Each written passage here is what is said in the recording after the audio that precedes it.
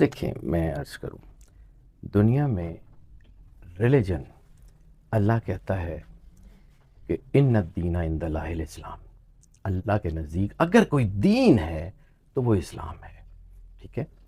اور اللہ یہ بھی کہتا ہے کہ ہم نے دنیا کے ہر علاقے میں نبی بھیجے۔ تو میرے پاس اس کا کوئی کانکریٹ ایویڈنس نہیں ہے، میں صرف سائیکولوجیکل بنیاد پہ کہہ رہا ہوں، بعد میں لوگ یہ کہتے ہیں کہ جی آپ اس قسم کی باتیں کرتے ہیں۔ اگر اللہ نے ہر کونے میں ہر جگہ نبی بھیجے، کیا انڈیا سے اللہ کی بنتی نہیں تھی؟ ہو سکتا ہے وہاں کوئی اس نے پیغام دے کے بھیجا ہو سکتا ہے کہ جیسے دنیا میں تحول ہوتا ہے، ایک ریلیجن آتا ہے، لوگ اس کو چینج کرتے ہیں، تحریف ہوتی ہے تو نیا ریلیجن آ جاتا ہے۔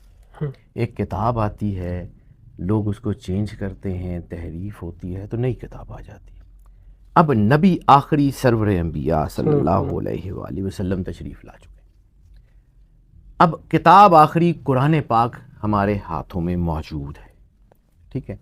یہ جو بات آپ کر رہے ہیں یہ قرآن پاک آنے سے 4000 سال پہلے کی ہے، سرور انبیاء صلی اللہ علیہ وآلہ وسلم کے ظاہری ظہور سے بہت پہلے کی ہے۔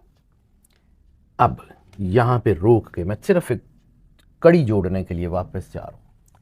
آدم علیہ السلام کو کسی کے نام کے واسطے سے معافی ملی تھی۔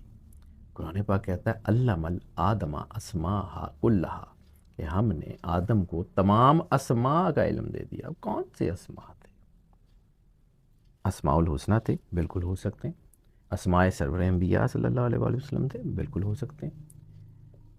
یا وہ 5 نام جس کے بارے میں حدیث قصہ میں ذکر ہے، یا وہ جو حضرت نوح علیہ السلام کی کشتی کے اوپر ایک لکڑی کا ایک جیسے بیج ہوتا ہے، یا جیسے جہازوں کے اوپر ایک ان کی میک اور ان کا ماڈل یا وہ چیزیں لکھی ہوتی ہیں، جس طرح ان کے یا آپ کے بریگیڈ کا یا آپ کی فوج کا کوئی جھنڈا یا اس کا لوگو یا انسگنیا ہوتا ہے۔ حضرت نوح علیہ السلام کی کشتی جو کوہ جودی پہ ملی ہے، وہاں پہ ایک جو ہے وہ تختے کے اوپر 5 نام لکھے ہوئے ہیں۔ وہ 5 نام قدیم ہیبریو زبانوں میں ہیں۔ اب ہیبریو اور جو ہے یہ ان کے زبانوں کا ایک تعلق ہے، تھوڑا سا اس کو سمجھنا پڑتا ہے۔ یعنی جیسے ہم بولتے پنجابی ہیں، ادھر بھی پنجابی بولتے ہیں، اور ادھر ایسٹ پاکستان ایسٹ جو ہے نا وہ انڈیا والی سائڈ پہ بھی پنجابی بولتے ہیں، لیکن ہم پنجابی کو لکھتے ہیں عربی رسم الخط میں جسے شاہ مکھی کہتے ہیں، اور وہ پنجابی کو لکھتے ہیں گرمکھی میں۔ اسکرپٹ بدل جاتا ہے لیکن چیزیں نام ایگزیکٹلی وہی رہتے ہیں۔ اس سے پہلے کہ میں کرشن بھگوان کی بات کروں، کرشن بھگوان سے پہلے جناب رام، ٹھیک ہے، بھگوان رام جو ہیں، اب میرے عقیدے میں تو وہ بھگوان نہیں ہیں، لیکن چونکہ دنیا ان کو کہتی ہے، میں تو سرور انبیاء صلی اللہ علیہ وآلہ وسلم کا کلمہ پڑھتا ہوں، اور کروڑ کروڑ شکر گزار ہوں اللہ کا کہ اس نے مجھے اس بات کی توفیق دی کہ مجھے سرور انبیاء صلی اللہ علیہ وآلہ وسلم کا کلمہ پڑھنے کی توفیق عطا فرما دی۔ لیکن جب ہم ایسی کو بات کرتے ہیں نا تو لوگ بلا وجہ کی باتیں کرتے ہیں، تو پھر ہمیں ذرا تھوڑی سی ایکسپلینیشن دینی پڑ جاتی ہے۔ بہرحال بھگوان رام نے سرکار ختمی مرتبت سرور انبیاء صلی اللہ علیہ وآلہ وسلم کے دنیا میں آنے سے پہلے، میں نے آپ کی ایک پوڈ کاسٹ میں ذکر کیا تھا شاید، کہ اپنے بھتیجوں اور بھانجوں اور بچوں اور سب کو بلا لیا اور کہا کہ میں تمہیں جاتے جاتے کچھ کمانڈمنٹس دینا چاہتا ہوں، سنو میرے بعد 4 یگ ہوں گے، یگ از آف اے ملینیم، 4000 سال ہوں گے۔ 4000 سال کے بعد جو یگ شروع ہوگا دیٹ وڈ بی دی ست یگ، ست یگ یعنی ملینیم آف دا ٹروتھ، اور اس ملینیم آف دا ٹروتھ کے 1000 سال کے بعد کل یگ شروع ہوگا۔ اب ہم اس وقت کال یگ میں رہ رہے ہیں، ٹھیک ہے۔ اب کال یگ کا کال کی اوتار سے کیا تعلق ہے، اس کے اوپر آگے چل کے بات کرتا ہوں، پہلے بھگوان کرشن والے کویشچن کا آنسر دینا ہے، لیکن میں اس تک لانے کے لیے ذرا تمہیدی گفتگو تھوڑی سی لمبی کروں۔ جب بھگوان رام نے نشانیاں بتائیں کہ میرے بعد جو ہے وہ 4 یگ کے بعد کھجوروں والی زمین میں دنیا کے سب سے بڑے کالے پتھر کے مندر کے پاس ایک دیوتا پرکٹ ہوگا جو دیوتی دیو ہوگا، جو دیوتی دیو دیوتاؤں کا دیوتا ہوگا، جس کو تمام دیوتا اپنا دیوتا مانیں گے، ٹھیک ہے، وہ دیوتی دیو ہوگا، اس کا نام مہا دیو مہا مد ہوگا، ٹھیک ہے. مہادیو مہامد کی ایک جو ہے وہ سپتری جو کہ شیر پہ سوار ہوگی، اس کا ہم سر دنیا کے کالے پتھر کے مندر کے پاس معجزہ کر کے ظاہر ہوگا، اور اس دیوی کا جو ہے وہ ایک شیر پانی کے گھاٹ پہ پیاسا مارا جائے گا. یہ مولا امام حسین کی طرف اشارہ ہے، کربلا کا اشارہ ہے، مولا امام علی علیہ الصلوۃ والسلام کے ظہور کا اشارہ ہے، سرکار ختمی مرتبت بادشاہ کونین کے ظہور کا اشارہ ہے. تو یہ تو بہت پہلے تھا. ایک کتاب ہے میثاق النبیین، یہ اس کی پہلی جلد میں یہ پورا واقعہ ذکر ہے. اس کی پہلی جلد میں یہ بھگوان کرشن والا واقعہ بھی ذکر ہے کہ جس وقت کوروں اور پانڈوؤں کی جنگ ہوئی، تو یہ جنگ جو تھی اس وقت کی بہت بڑی امپائر کے اندر چھڑی تھی. اب وہ بہت بڑی امپائر میں کئی کنٹریز تھے یا کئی علاقے تھے، جس میں گوکل کا جو علاقہ تھا اس کے خود بھگوان کرشن جو تھے وہ کنگ تھے، رولر تھے. اور یہ جنگ تھی کوروں اور پانڈوؤں کے درمیان. دونوں ایک فیملی کے لوگ تھے، بادشاہت کی جو ہے وہ لڑائی تھی، اور کوروں اور پانڈوؤں میں رشتہ داری بھی تھی. دونوں جو ہے وہ دریودھن اور ارجن دونوں جو ہیں وہ بھگوان کرشن سے مدد مانگنے کے لیے گئے. دونوں بھگوان کرشن کے رشتہ دار بھی تھے. تو دریودھن پہلے پہنچا تھا، اس نے دیکھا بھگوان کرشن آرام کر رہے ہیں تو وہ پیچھے جا کے بیٹھ گیا. ارجن جو ہے وہ بعد میں آیا مدد مانگنے کے لیے، تو اس نے دیکھا بھگوان کرشن سو رہے ہیں تو وہ پیروں میں کی طرف کھڑا ہو کے ہاتھ جوڑ کے ایسے کھڑا ہو گیا. کچھ دیر بعد جب بھگوان کرشن نے آنکھ کھولی تو ان کی پہلی نظر جو ہے وہ ارجن پہ پڑی. پھر انہوں نے دیکھا کہ دریودھن بھی بیٹھا ہوا ہے. اب دونوں نے یہ پوچھا کہ جی ہم آپس میں جنگ کرنے جا رہے ہیں، آپ کی فوج اس وقت جو ہے معلوم دنیا کی سب سے بڑی فوج ہے، تو ہمیں آپ کی مدد درکار ہے اس میں. تو بھگوان کرشن نے کہا کہ دیکھو دو چیزیں ہیں، تم دونوں میرے عزیز ہو، تم دونوں کے ساتھ میرا تعلق ہے، مدد میں تمہاری ضرور کروں گا، لیکن دو چیزیں، ایک طرف میں ہوں اور ایک طرف میری فوج ہے. اس وقت دنیا کی بہت بڑی فوج ہے گوکل کی، تو تم دونوں چن لو میری فوج کس نے لینی ہے اور مجھے کس نے لینا ہے. تو دریودھن نے کہا کہ جی پہلے میں آیا تھا اس لیے میں پہلے مانگوں گا. بھگوان کرشن نے اس کو کہا کہ میری پہلی نظر ارجن پہ پڑی ہے، ارجن کو میں یہ حق دیتا ہوں کہ یہ مانگ لے جو. ارجن نے ہاتھ جوڑے، اس نے کہا کہ بھگوان آپ کے بغیر میں آپ کی فوج لے کے کروں گا کیا، آپ کے بغیر آپ کی فوج لے کے کروں گا کیا. تو انہوں نے کہا ٹھیک ہے، میری فوج دریودھن کی طرف سے تمہارے خلاف لڑے گی اور میں تمہاری طرف سے جو ہے وہ جنگ میں شریک ہوں گا، لیکن میں جنگ لڑوں گا نہیں، میں تمہارا رتھ چلاؤں گا، میں تمہارا رتھی یا تمہارا ساتھی ہو جاؤں گا، تمہارا وہ جنگ کا رتھ جو ہے وہ میں چلا لوں گا، میں تمہارے ساتھ ہوں. جی آپ کا موجود ہونا میرے لیے بہت ہے. یہاں روک کے ایک چیز کو سمجھیے، جو ہم بار بار بات کرتے ہیں دین کو. اللہ کہتا ہے کہ تمام لوگ دین میں مکمل طور پہ داخل ہوں. تو جب ہم مخلوق کی خاطر سارے کام کرتے ہیں اور خالق کو اگنور کر دیتے ہیں، تو کیا یہ وہی سچویشن نہیں ہے جو کرشن نے کہی تھی؟ تو اللہ کے بغیر ساری کائنات کی مخلوق، ساری طاقت، سارا دبدبا، سارا روب، سارا کچھ مل بھی جائے تو کس کام، کس کام؟ کمان شانی کمان. اب جنگ شروع ہو گئی.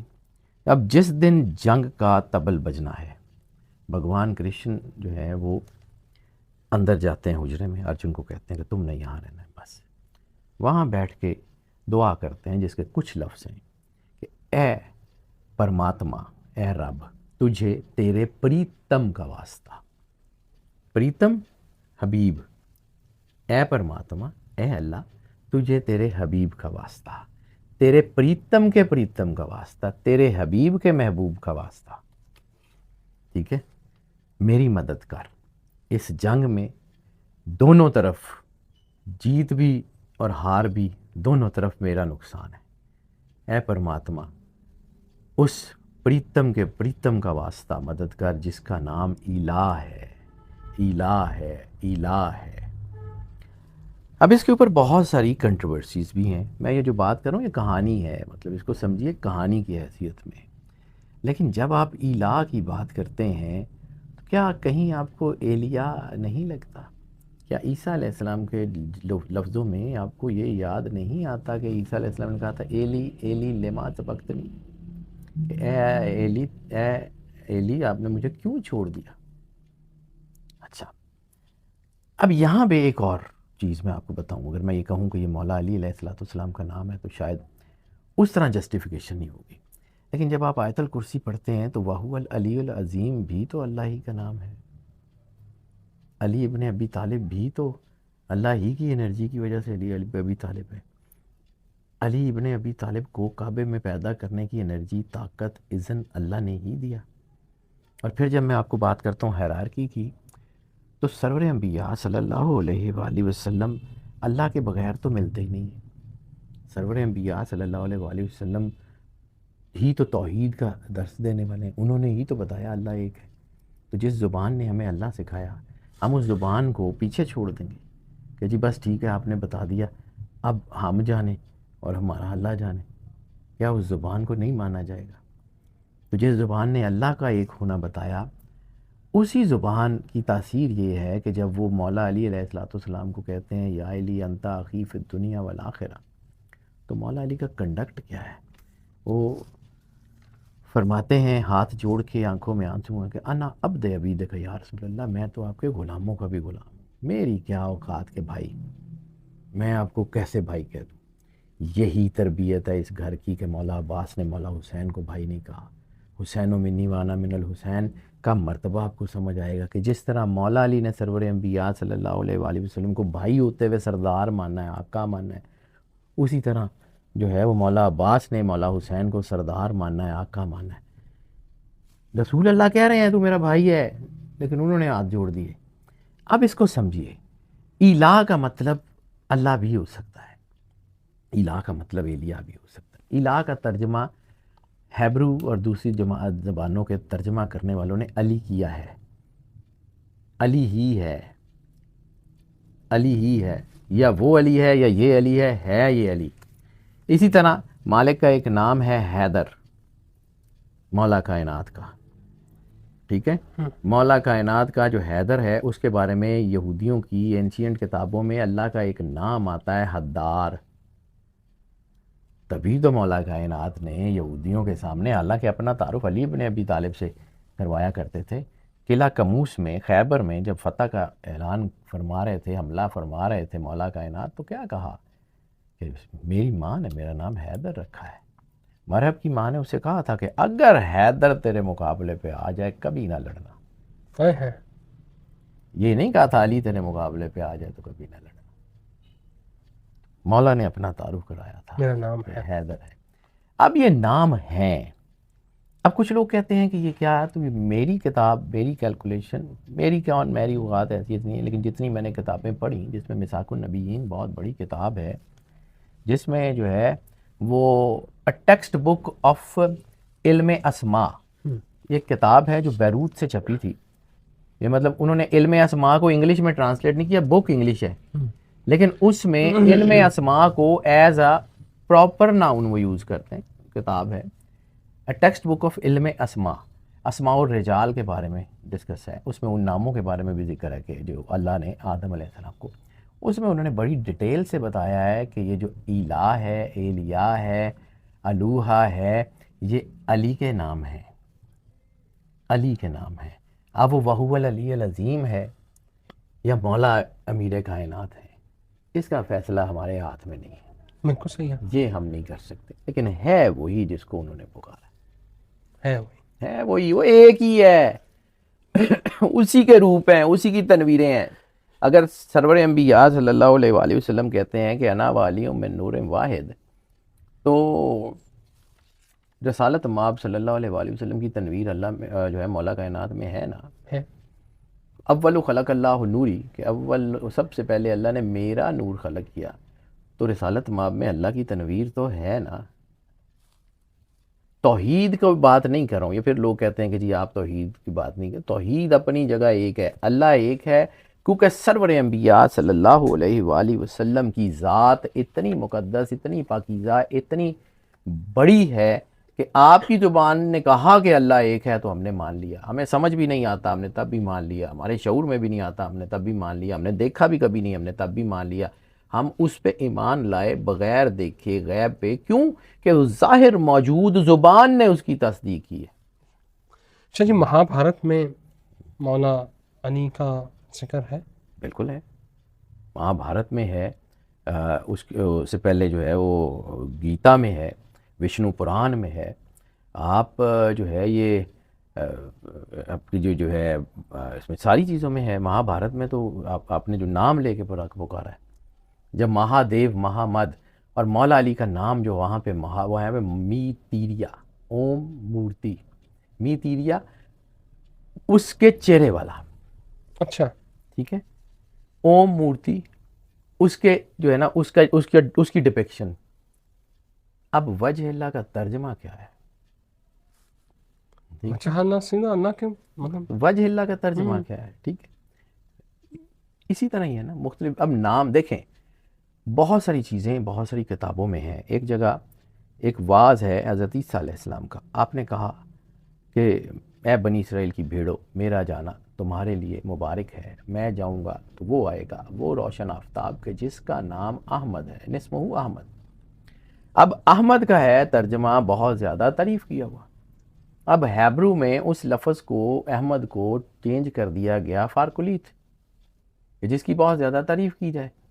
اب آپ فارکلیت کو ڈھونڈتے رہیں گے تو آپ کو احمد سمجھ ہی نہیں آئے گا. دنیا میں آخر یہ طاقتیں کام کر رہی ہیں تو انہوں نے کچھ نہ کچھ تو کرنا ہے. اسی طرح بہت سارے نام بدل دیے گئے. میں اس کو جو ہے نا جتنا مطلب میں نے پڑھا ہے، میں نے جا کے اللہ کو جواب دینا، مجھے یہ بات سمجھ آتی ہے کہ یہ اللہ ہی کے نور کی تنویریں ہیں، لیکن ہاں تحریف شدہ ہیں، تحریف شدہ ہیں. مطلب ایک خوبصورت سا آئینہ ہو اور ایک شکستہ آئینہ ہو، فرق تو ہوتا ہے. لیکن کہیں علامہ صاحب نے کہا تھا کہ تیرا آئینہ ہے وہ آئینہ جو شکستہ ہو تو عزیز تر ہے نگاہ آئینہ ساز میں. ٹھیک ہے، شکستہ آئینہ ہے. ہو سکتا ہے یہ آئینہ ساز کو زیادہ پیارا ہو. میں تو سوچ کے دروازے کھولتا ہوں. مجھے تو سوچیں، اللہ راستہ دے دے گا. سوچنا تو شروع کریں.